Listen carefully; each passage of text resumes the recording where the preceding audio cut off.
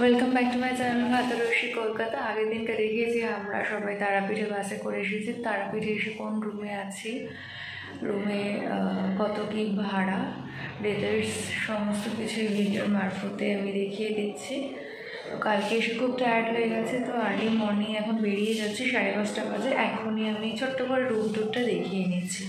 তো চলো, let's go ইট। আমাদের যে রুমটা নেওয়া হয়েছিল এটা একেবারেই তারাপীঠের মন্দিরের থেকে জাস্ট ওয়াকিং 2 to 5 মিনিট, মা তারা সরণির থেকেই একদম। তো আমাদের রুমটা ছিল 3rd ফ্লোরে, লিফট এবং সিঁড়ি দুটোই ছিল।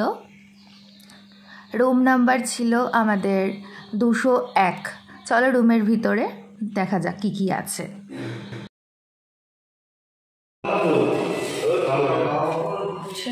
রুমটা হচ্ছে বেডটা ভীষণ অগোছালো রয়েছে,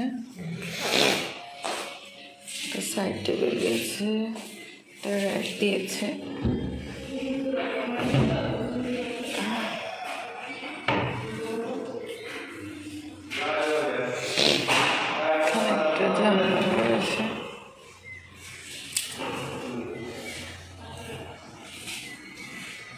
এবারে বাথরুমটা চলো দেখে নেওয়া যাক। বাথরুমটা যথেষ্ট পরিষ্কার ছিল, জেনারেলি যেগুলো থাকে সেগুলো ছিল।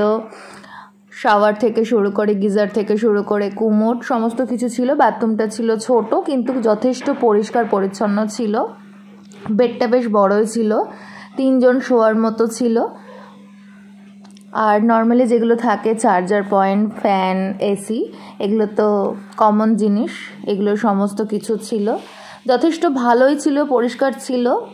রুম নিয়ে কোনো অসুবিধা হয়নি আমাদের। এখানে তোমরা দেখতেই পাচ্ছ আমি হোটেলের ডিটেলসটা দিয়ে দিয়েছি। হোটেলের নাম গুরুকুল, এখানে ফোন নাম্বার থেকে সমস্ত কিছু দেওয়া রয়েছে। তোমরা যখন আসবে এখানে 1 দিন বা 2 দিন আগে থেকে ফোন করে বুক করে নেবে। হোটেল রেন্ট ছিল আমাদের 400 টাকা। তো এই ছিল আজকে আমার ভিডিও, কেমন লাগলো জানিও।